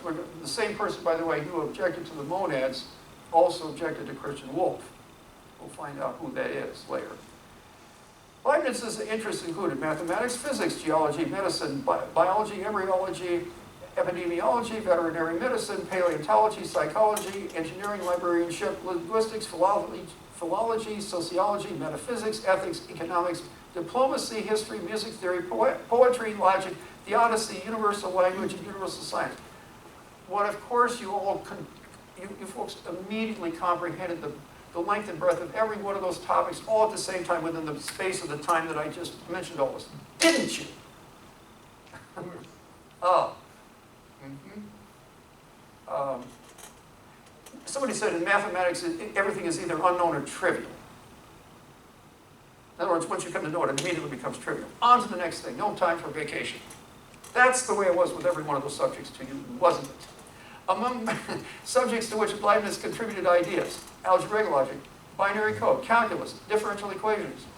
Here we go with the monads. Best of all possible worlds, pre-established harmony, identity of indiscernibles, mathematical matrix, mathematical function, Newton-Leibniz axiom, Leibniz's notation, integral symbol, Leibniz's harmonic triangle, test, formula for pi, formula for determinants, fractional derivative, chain rule, quotient rule. The quotient rule, d high over ho equals ho d high minus high d ho over ho ho. Well, that's the way I saw it in the bathroom at Purdue. Leibniz wheel, Leibniz gap, algebra of concepts, conservation of energy, principle of least action, step reckoner. That's an interesting problem. Symbolic logic, principle of sufficient reasonable, law of continuity, transcendental law of homogeneity, alphabet of human thought, compossibility. That's spelled correctly too. Partial fraction decomposition, pluralistic idealism, metaphysical dynamism, relationalism, apperception, rather, deontic logic, philosophical work, rationalism, pluralistic idealism, foundationalism, conceptualism, optimism, indirect realism, correspondence theory of truth, and relationalism. Some of these have got repeated, you know. A Christian perspective on Leibniz. Leibniz emphasized God's supremacy in the universe, especially as the only perfectly rational being. Quote, God is all-wise, all-powerful, and benevolent. He employed divine mathematics to maximize goodness in creating and sustaining the best of all possible worlds. All in all, that method of creating a world is chosen which involves more reality or perfection. And God acts like the greatest geometer who prefers the best construction of problems. He endowed man, whom he created in his image, with sufficient reason to apprehend him and his works. Though no substitute for faith, reason must serve as a foundation of faith, lest it be superstition, unquote. The following quotes demonstrate that Leibniz's mathematics informed his understanding of God and vice versa. Quote, the sovereign wisdom, the source of all things, acts as a perfect geometrician, observing a harmony to which nothing can be added. True physics should in fact be derived from the source of the divine perfections. It is God who is the ultimate reason of things, and the knowledge of God is no less the beginning of science than his essence and his will are the beginning of beings. It sanctifies philosophy to make its streams arise from the font of God's attributes. Far from excluding final causes and the consideration of a being who acts with wisdom, it is from these that everything must be derived in physics. Quote, God is all order. He always keeps truth of proportions. He makes universal harmony. All beauty is an effusion of his rays. It follows manifestly that true piety and even true felicity consist in the love of God, but a love so enlightened that its fervor is attended by insight. Quote, since therefore it is by the nature of things that God exists, that he is all-powerful, and that he has perfect knowledge of all things, it is also by the nature of things that matter, the triangle, man, and certain actions of man, etc., have such and such properties. Essentially, God saw from all eternity and in all necessity the essential relations of numbers and the identity of the subject and predicate and the propositions that contain the essence of each thing. Quote, question, who is the true discoverer of the calculus might still be considered debatable. How would you act if someone else were to receive credit for a discovery that you truly made first? All right, I'll leave that question unanswered too.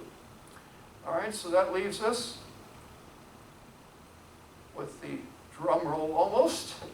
We put a number 3 onto Gottfried Leibniz, and now we have The remaining two. Eeny, meeny, miny, mo. Euler. Anybody want to go for the other one? I think it's going to be Gauss. All right. I'm going to say that Gauss is number 2. There is a considerable discussion about who should be number 1, 2, 3, and 4. I'll already let you know that. I have my reasons, and I'll get to them if I have some time. Gauss was born in 1777 and died in 1855. He is the Prince of Mathematics. He won the Lalande Prize in 1809. He won the Danish Academy of Science Prize in 1823, the Copley Medal in 1838. He was in the Collegium Carolinum, and here we go again with the University of Göttingen, the director of its Germany Observatory and professor of astronomy from 1807 to his death in 1855. That's 48 years. He was at the University of Helmstedt, PhD in absentia in 1799. Do you recall, by the way, what his subject was in that PhD thesis? Any idea? No? That every polynomial equation has a root. Now, there are many proofs of it now, but how many were there then? I think he had the first one. Moral: don't leave anyone behind while climbing ladders of success, especially if you're temperamental. Gauss, child prodigy, the last man who knew all of mathematics by his lifetime, astronomer, geodesist, physicist, is included in the trio of greatest mathematicians of all time with Archimedes and Newton. Well, that's according to some reckoning. Gauss was extremely complicated, largely the product of his vast genius, partially affected by upheaval, social and otherwise, throughout Europe at the time. Gauss made major, powerful contributions to number theory, algebra, analysis, statistics, geometry, geodesy, geophysics, surveying, astronomy, electricity, magnetism, including its fundamental properties in optics, including the bullet, composition law, bullet, law of quadratic reciprocity, bullet, triangular case of the Fermat polygonal number theorem, bullet, theory of binary and ternary quadratic forms, bullet, construction of a heptadecagon, bullet, theory of hypergeometric series. Statistics has benefited greatly from Gauss's derivations of the method of least squares. Anybody heard of that? OLS is blue. What's that? OLS is blue. Oh, okay. Along with the Gaussian gravitational constant resulted from his work on the motion of planetoids distributed by large planets and the normal distribution before Legendre published it. Algebra also has benefited from Gauss's proof of its fundamental theorem. That is the fundamental theorem. Every polynomial has a root. And his method of Gaussian elimination. You recall that from your linear algebra class, maybe. This is before pivoting enters the picture, you understand. Gauss's pioneering work in non-Euclidean geometry, which he named, predates that of Boyer and Lobachevsky, but priority of discovery goes to the latter pair because Gauss didn't publish in the field. Gauss developed a fast Fourier transform some 160 years before Tukey and Cooley did. And around Thanksgiving, I consider that you get out your Cooley Tukey from the refrigerator. Very bad pun.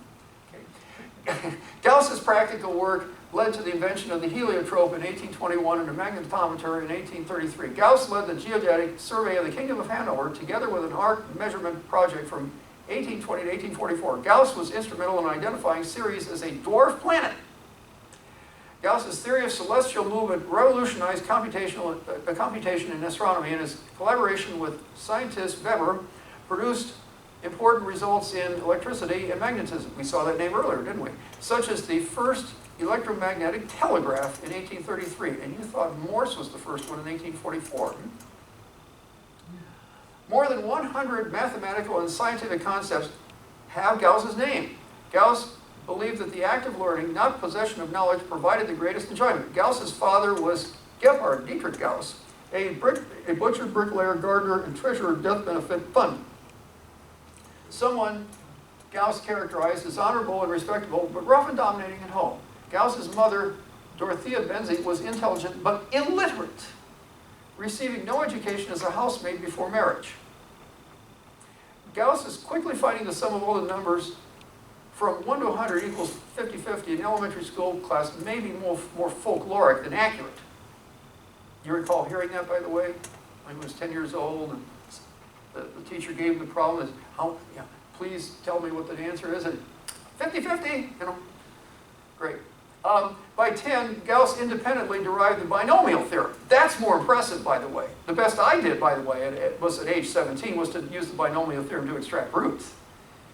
The Duke of Brunswick sent Gauss to the local Collegium Carolinum, which he attended from 1792 to 1795. One of Gauss's teachers there was von Zimmermann. In 1796, Gauss solved a geometrical problem which ancient Greeks knew in constructing polygons by straight edge and compass, propelling him to choose mathematics over philology as a career.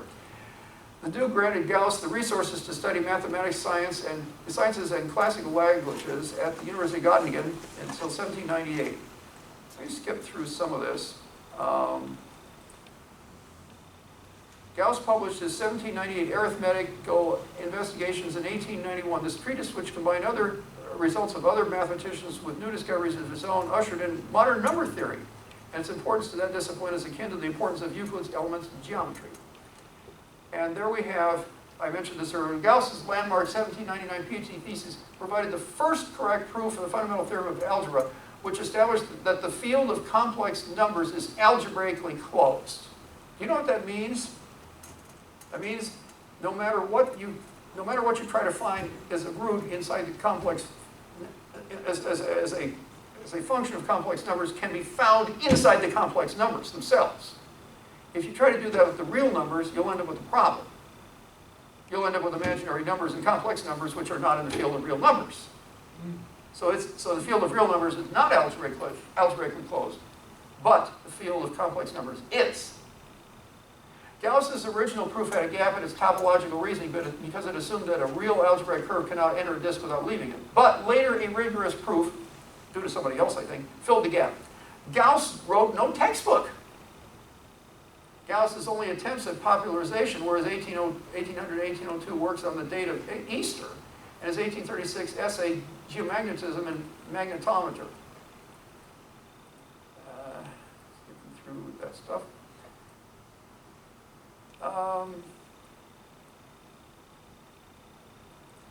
The Duke then granted Gauss the cost of living as a private scholar in Brunswick.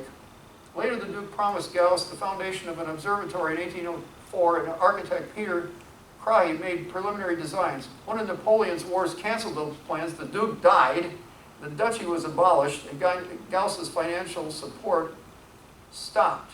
Shortly after, Gauss became the director of the Göttingen Observatory in 1807. Somebody else called Dalberg paid a war contribution of 2,000 francs that the Westphalian government demanded in Gauss, which he could not pay. Despite his supposed aversion to giving academic lectures, Gauss continuously gave them, mostly in astronomy, geodesy, and applied mathematics during his entire time at Göttingen. Gauss also complained that teaching was a waste of time, though he describes some students talented as, and there's a whole long list of them, I won't read them. Gauss gave his inaugural lecture at the University of Göttingen in 1808, describing his approach to astronomy as based on reliable observations and accurate calculations, rather than on belief or empty hypothesizing. Christian perspective. In that lecture, Gauss recognized God as the all-wise creator of the magnificent structure of the cosmos. Read that. That's a long quote, but I'll leave you to find that, I guess. In his delightful collection of stories and anecdotes, Mathematical Circles Squared, Howard Eaves in 1972 related Gauss's acknowledgement of God as his source of inspiration to complete a difficult mathematical proof. Continuing, skipping through a lot. Throughout his life, Gauss eschewed both philosophical discussions and interest in people's intelligence and morals, and had a low estimation of the constitutional system criticizing then current parliamentarians concerning their supposed ignorance and logical errors. Gauss disliked Napoleon and was horrified by violence and all forms of revolution. In other words, you might say maybe a peacenik. Gauss's list of memberships was before and comparable to Down Knuth's awards, which means I'm not going to read that long list either. But they're here if you want to see them. More perspective. Gauss, a Lutheran church member, did not believe all Lutheran doctrine, have a comprehensive informed view, or understand the Bible fully literally. Nevertheless, Gauss's religious tolerance, insatiable thirst for the truth, and sense of justice arose from his religious convictions, according to Sartorius, and his stated convictions testified to enough orthodoxy to navigate a Christian path through a challenging gauntlet.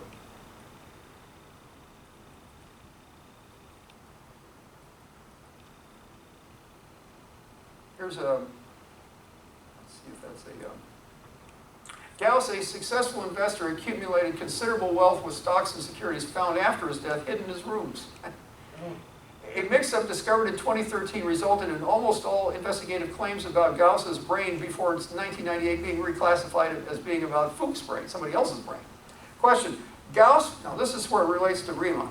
Gauss provided considerable help to Riemann, but could Gauss's aloofness have been why Riemann was stuck too long in the harsh, cold climate of northern Germany, delaying his escape to the south and contributing to his much earlier than usual death?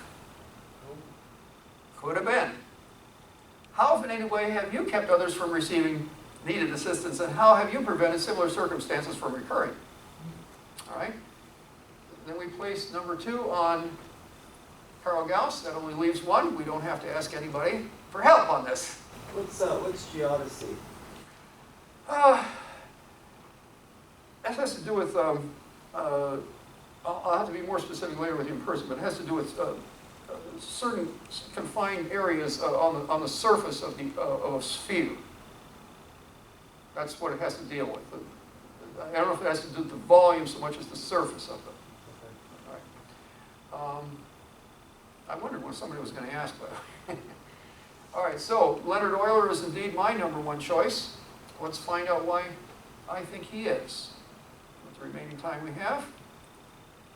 Born in 1707, Basel again, died 1783, St. Petersburg, Russia. So you see, he was born Swiss and died in Russia.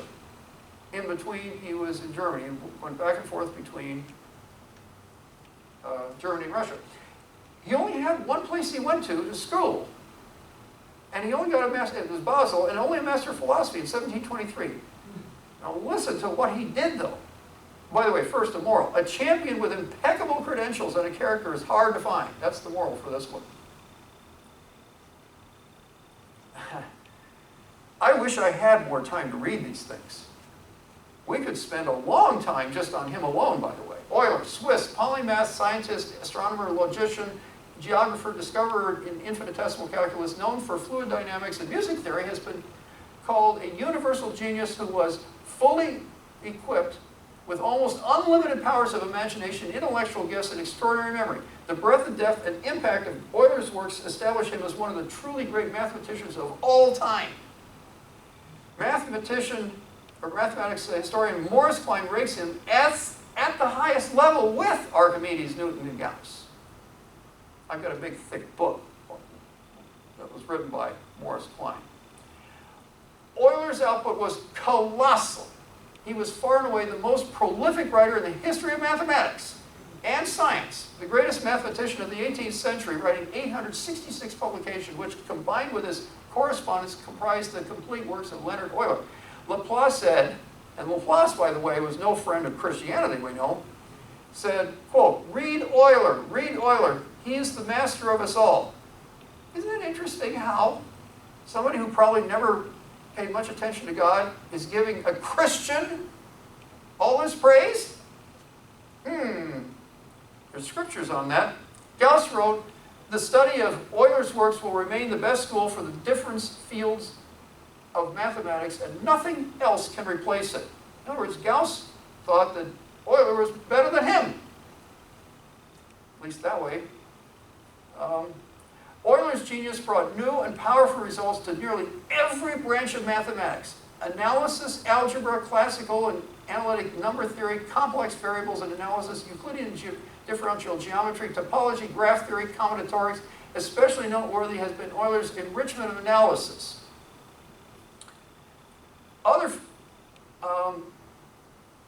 That's right. It says, there are few great ideas which succeeding analysts pursued which he did not suggest or of which he did not share the honor of invention. Other fields have benefited from the Swiss mathematicians' superlative industry and insights, most notably physics, but also engineering, navigation, and business. The discoveries and advances Euler made in several branches of physics, including mechanics, astronomy, electricity, magnetism, light and color, hydraulics, optics, acoustics, and electricity, were considerable. Truesdale regarded him as the dominating theoretical physicist of the 18th century. Euler, son of Paul Euler, Reformed church pastor, and Margarita Brooker, was the oldest of 4 children with 2 younger sisters, Anna Maria and Maria Magdalena, and a younger brother, Johann Heinrich. Shortly after Euler's birth, the family moved to Rhine, where his father became the local church pastor, and Lena spent most of his childhood. Jacob Bernoulli taught Paul mathematics. That's his father, who taught Euler mathematics. Indeed, the Bernoullis were friends of Euler. Euler enrolled in Latin school at 8 and at the University of Basel at 13, where he took the elementary mathematics course, which Johann Bernoulli taught. You see the connections beginning to develop here? They have their apex at Euler. Backed by Johann, Euler obtained Paul's consent to become a mathematician instead of a pastor. Euler's MPhil dissertation compared the philosophies of Descartes and Newton, after which he enrolled in the University of Basel's theology faculty. Johann Bernoulli's son Daniel, you asked about his family, vacated his medical department junior physiology post at the Imperial Russian Academy of Sciences in St. Petersburg and recommended it to his friend Euler. After his 1726 on the physics of sound dissertation failed to secure him a Basel post, Euler accepted the post. After Catherine I, the Academy's benefactress died before Euler's arrival at St. Petersburg, Peter II ascended. After his May 1727 arrival in St. Petersburg, Euler received a promotion to a mathematics department post. The 1727 Paris Academy Prize was to find the best way to place ship mass. Euler was only 2nd place. Euler entered the competition 15 times, winning 12. Euler collaborated and lodged with Daniel. Remember? Daniel Bernoulli. Mastered Russian, settled into a St. Petersburg life, and also served as a Russian Navy medic.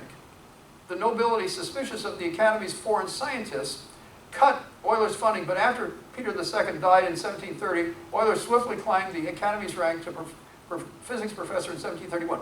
Euler left the Russian Navy. 2 years later, Daniel left for Basel after his poor treatment in St. Petersburg, whereupon Euler assumed Daniel's position as mathematics head.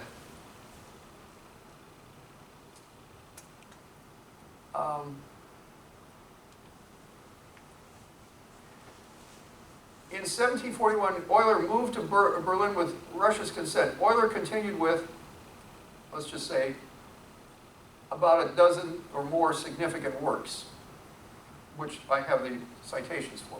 During his 25 years in Berlin, Euler bought a Charlottenburg house in 1753, in which he lived with his family and his widowed mother, and wrote 380 papers, 275 of which are published, 109 of which were in Russian. I think we meant Russian. No, it was in Russian where they were produced, including 2 other papers.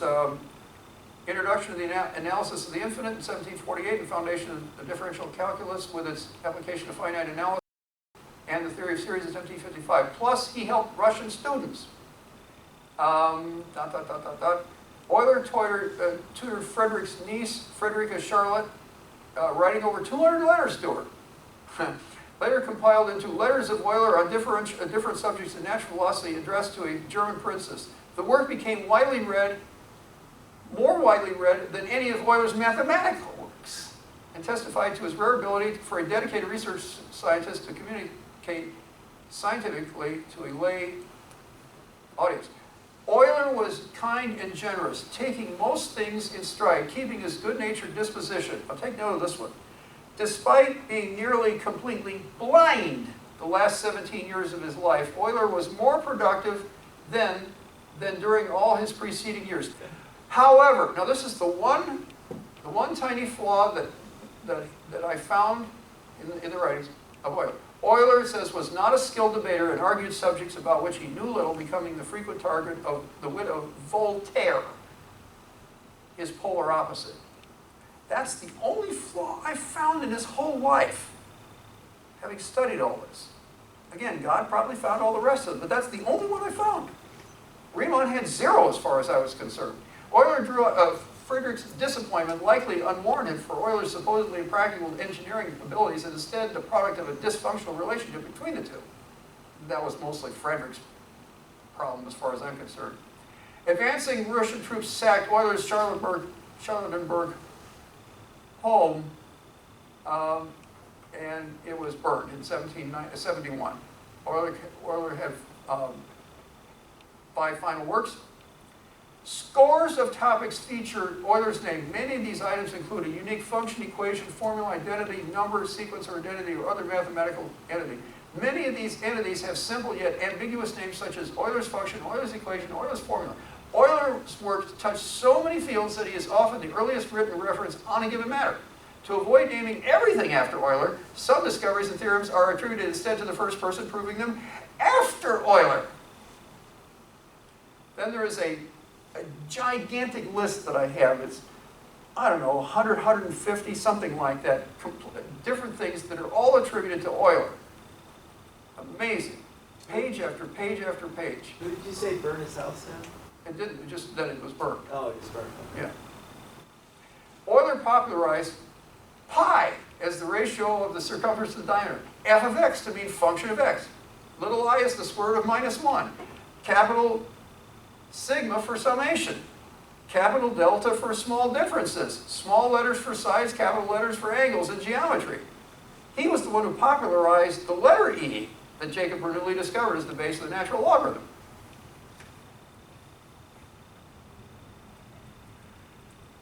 He discovered that vertices plus faces minus edges equals 2. Have you ever heard of that before? Think about that one. Yeah. And there's a number of other things. A Christian perspective on him.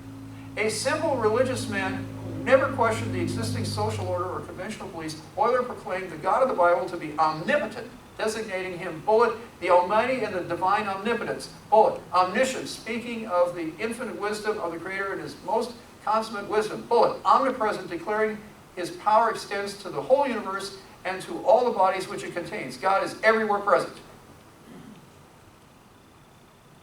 Euler declared that the world is the work of God's infinite might and wisdom, and that everything has been created in the highest perfection. Euler's scientific expertise deepened his reverence for God as creator, sustainer, and ruler of the universe. Euler asserted that the immensity of space and the heavenly bodies is the work of the Almighty, who governs the greatest bodies and the smallest. In stark contrast to the deist, Euler argued that the universe is no mere machine, but is, quote, infinitely more worthy of the Almighty Creator who formed it. The government of this universe will likewise ever inspire us with the most sublime idea of the sovereign wisdom and goodness of God, unquote. Euler was particularly intrigued with vision and the structure of the eye. I guess if he was going blind. Quote, the eye alone, being a masterpiece that far transcends the human understanding, what an exalted idea must we form of him who has bestowed this wonderful gift, and that in the highest perfection, not on man only, but on the brute creation, nay, on the vilest of insects. Though we are very short of a perfect knowledge of the subject, the little we do know of it is more than sufficient to convince us of the power and wisdom of the Creator. We discover in the structure of the eye perfections which the most exalted genius could never have imagined, unquote. As a Calvinist, Euler insisted that God sovereignly foreordains all events without violating free will, that man is fallen in nature and is utterly incapable of saving himself, and that God is the architect of man's salvation in Christ. And I could continue with more and more and more quotes. He did oppose Leibniz's monism and Christian Wolff's philosophy. I mentioned those earlier. And that there was somebody who was going to say something about it, and he did. Euler collapsed and died of a brain hemorrhage in St. Petersburg while he was discussing the then new discovery Uranus and its orbits. Euler is buried next to his wife Katharina at the Smolensk Lutheran cemetery. Russia still venerates Euler. In 1957, Euler was reburied in a cemetery whose remains include Russia's most distinguished figures, and Euler is featured on the Swiss 10-franc banknotes and Swiss, German, and Russian postage stamp. There is a current claim versus Klein that Euler ranks below Archimedes, Newton, and Gauss. If the foregoing testimony was not enough, then add, and I have a bunch of other stuff too, if you want to look at that. Euler is the only one of the 16 mathematicians with a name carved in Roman letters on a frieze of one of the buildings surrounding MIT's Killian Court. You want to look at it? Go right ahead. Euler's devout life arguably outshone Archimedes, Newton, Gauss, and so many more. Taking everything into account, this presentation unhesitatingly regards Euler as the greatest mathematician, Christian or not, of all time. Further, seeking such a resignation would have been abhorrent to anything that Euler's unassuming character would have ever contemplated. Last question. Arguing subjects about which he knew little appears to be the only blemish of any significance on Euler's life. How does your life compare to Euler's? Hey, my life is not even a speck compared to Euler's. Submitted for your approval, 16 Christian mathematicians from the Reformation to now. I remain. Yeah. All right. I love the smattering of applause. All right, there they are, in that order. And now when reordered, there they are. Huh.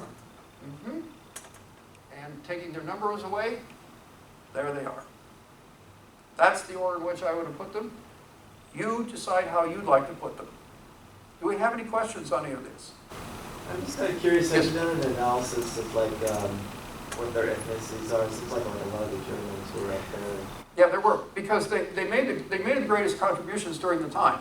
The Orientals had not yet come onto the picture too much. They had a history back a ways, some scattered things, and then of course more modern. We don't know what's going to happen. If we were talking 100 years from now, maybe this list might be completely different. It might have a whole bunch of Orientals in this instead. But just amongst this list, like, do you know how many Germans there were? How many? I didn't make a count, but they were mostly in the continent. Yes. How many French there were? It seems like there were maybe like 2 or 3 English. Yeah, there were. Let's see if I can pull it up. Colin McLaurin was Scottish. That's how I was going to say. Babish was. Isaac Barrow was. Thomas Bayes was. John Willis was. William Hamilton was. That's quite a few already. They're English, as I recall. Any other questions? Any other thoughts on any of these people? You agree or disagree? How would you? Who would you have put at the top of this list? Would you have put Gauss? Would you have put Riemann? Who would you have put at the top of this list?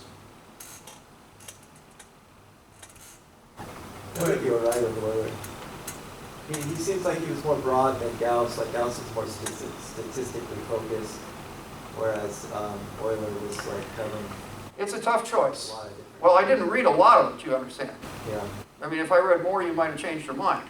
There's not enough time. It's 9:32 right now. Yes, do you have a question or thought? I thought it was interesting that Gauss was wrote on probability theory, but on the aside from permutation, one combinations, Yeah. was someone else there was writing on permutations, Mhm. which together those kind of like make the probability theory. Well, they certainly are part of the working move, especially the binomial theory. Yeah. Any other thoughts?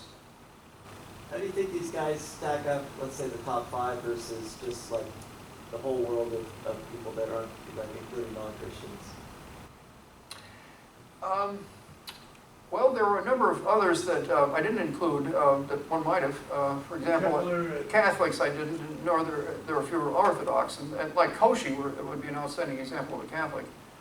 Yes? I was going to say like Kepler and, Kepler was more in the field of physics, oh, in my estimation, than he was in mathematics. His work was empirical. Newton, who wasn't in this either, as you noticed, was put the foundations behind what Kepler had formulated empirically. Remember that he was under Tycho Brahe for good chunk of time before Brahe keeled over, mercury poisoning or whatever it was. And then he assumed ownership, so to speak, of the observations, and then he kept going. And unfortunately, the 30 Years' War didn't help much, but the theory was, at least ensconced in Brahe's castle for a while. Yes? Anything else? You didn't really answer my question. I'm sorry. So would you say like Euler, would it be like third overall, or how would you rank these guys in a secular included mathematician ranking? I'm going to be hard pressed to put Euler and Gauss in any positions other than 1 and 2, no matter how many mathematicians I stick in this. Now, the more you stick, the more difficult it's going to become. I just don't have. You could call it my ignorance if, in fact, there is a better way of. There's a better view of this, but. What are you going to do when you have like 134 different terms named after Euler alone? There's so much. If you just get to study this, you'll find out that certain terms that were given to him were also given to him for other kinds of discoveries. The very same term applies to multiple discoveries. This is how overlapping. The English language is not suitable to try to describe everything in a short amount of space and really consider it well enough, unless you do a complete complete dissection of everything and then start all over again. Okay, that's my opinion. That's all it is an opinion. I can't vouch for anything other than I think it's pretty well founded, but there's certainly room for people to agree and disagree within it. Yeah. Anything else? All right.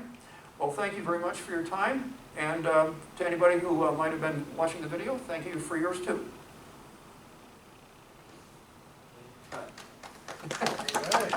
I love the smattering of applause.